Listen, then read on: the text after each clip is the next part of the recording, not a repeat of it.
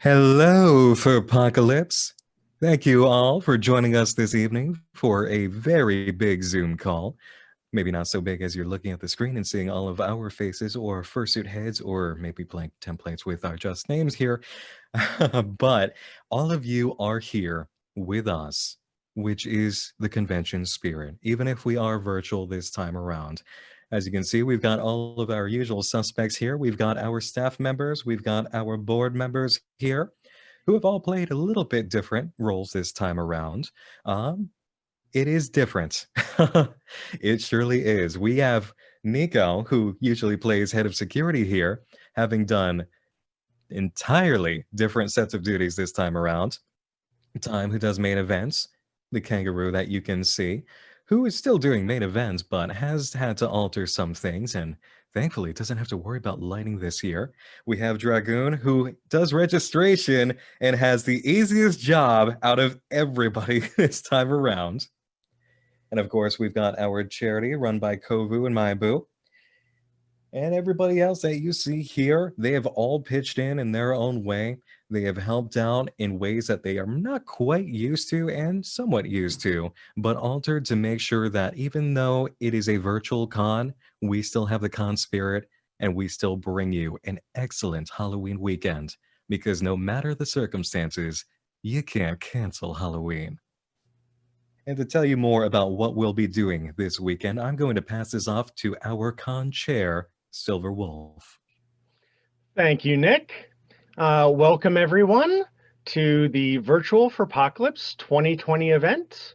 As Nick said, I'm Silver Wolf, or the Mad Silver Puppy. I'm joined by our board of directors and other staff, and we are ready to bring you a fun and engaging virtual convention that may very well be better than the real thing, as long as you don't remember what actual cons were really like. This year, it has posed some very new and unique challenges as we continue to adapt, protect ourselves, our friends, and our family from exposure to the COVID pandemic. It goes without saying that everyone has been greatly affected by this pandemic. The impacts continue to be wide-ranging, from the way we socialize to how we work, to many of us having suffered great losses and increased strain on our mental well-being. This is a new time for everyone, and that makes being supportive, understanding, and sympathetic to our fellow furs and man even more important. The way we make it through times like this is by being kind to each other, appreciating what you do have, and reaching out, if you're able to someone who may be in need. Our community has always fostered the warmest and most welcoming environments, and we express ourselves in unique ways that we can't do day to day. Now it's more important than ever to keep this spirit alive. And one of the ways we're doing that is, for the third year in a row, we are proud to support a charity that also shares our goals of compassion and understanding. And they too have adapted the way that they are providing help and assistance to the LGBTQ community. So to tell you a little bit more about our charity, True Colors Connecticut, I'm going to turn things over to Kovu. Hey, Kovu from the charity department here. As Silver said, this year we're supporting True Colors again. We've helped to raise over $9,000 for them, and we can't wait to raise even more for them this year. If it's okay, I'd like to hand it off to Mel from True Colors to explain some more of the important work they do in more detail. Hi, I'm Mel. I also go by Kiva in Certain Company. I use they, them in any form. I am the Youth Activity Coordinator at True Colors, and I am here to tell you a little bit about what we do there. Most folks know True Colors because of the annual LGBTQ/queer youth conference. This conference brings about 4,000 people together on the Yukon Store's campus for hundreds of workshops, plus a drag show, an open mic, and so much more. Unfortunately, we couldn't do that this year due to COVID, so we did it online. I feel like you know what that feels like right now. We will be doing it online again next March. In addition to the conference, we have a lot of other programs going on all the time. Our mentoring program is year-round and run with DCF. It is specifically for queer youth and out-of-home care. We have GSA support programs during the school year. That includes everything from going to visit with your GSA as a guest speaker, to consulting with your GSA, to consulting with your school, to doing staff trainings. Basically, whatever we can do to help your school be more LGBT inclusive, we're going to try and do it. We have a youth leadership team at True Colors. This is a group of between 3 to 5 young people that we hire on every year. One of the biggest things, I guess, that they do is they assist with running the Friday night activities at the office in Hartford. When we could meet in person, this would happen every Friday during the school year. Typically, the youth who are hired onto the youth leadership team go through our summer program for social justice called Queer Academy.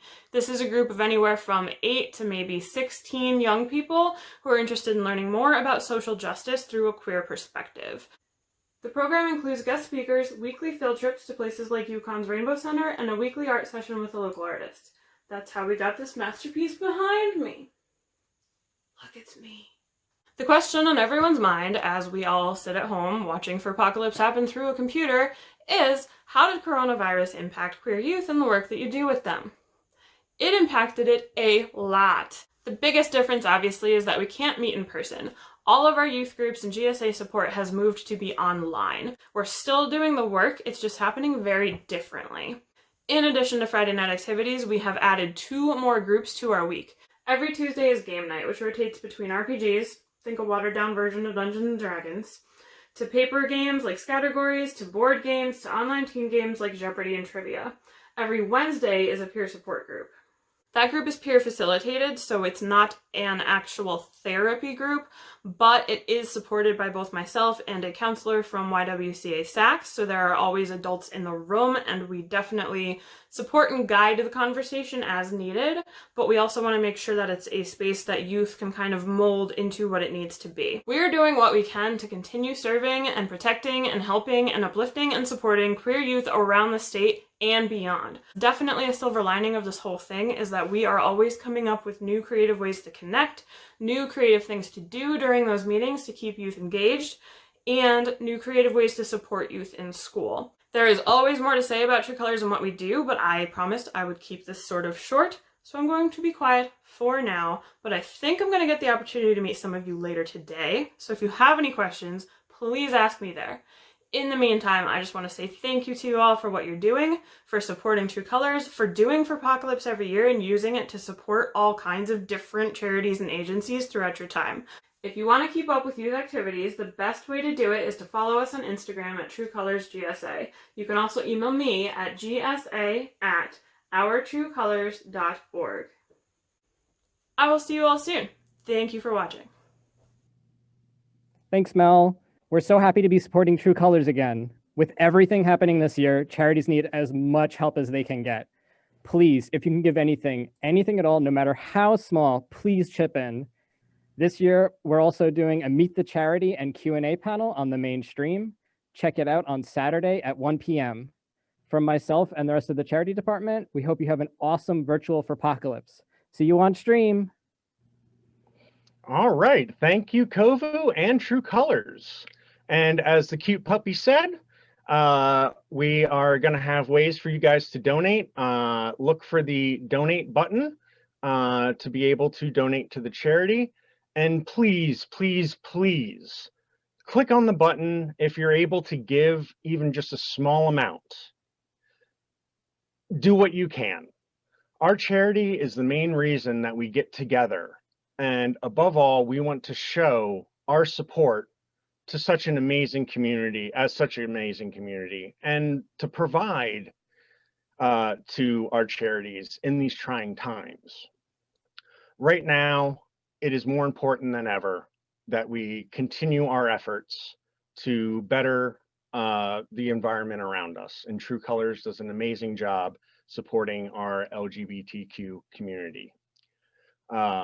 We are very excited to bring you a weekend of informative and interactive panels, DJs, virtual dealers den, a masquerade, a dance comp, VR chats, and so much more.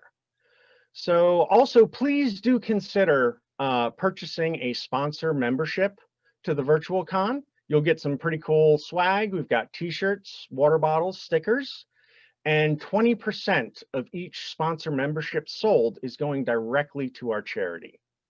So whether you can click the donate button or buy a sponsorship, you can give True Colors a hand there, and we'd really appreciate it.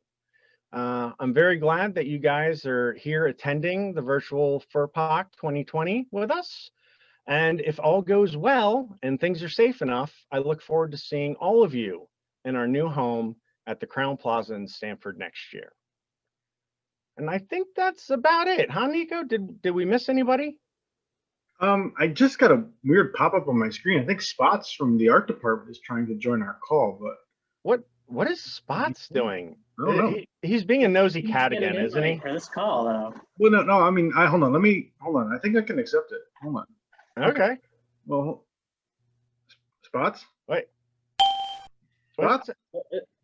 Nico, that's not I clicked something else. Another window came up. What'd you do? What What'd I you don't click know. on? That's not Spots. What's happening? Bum.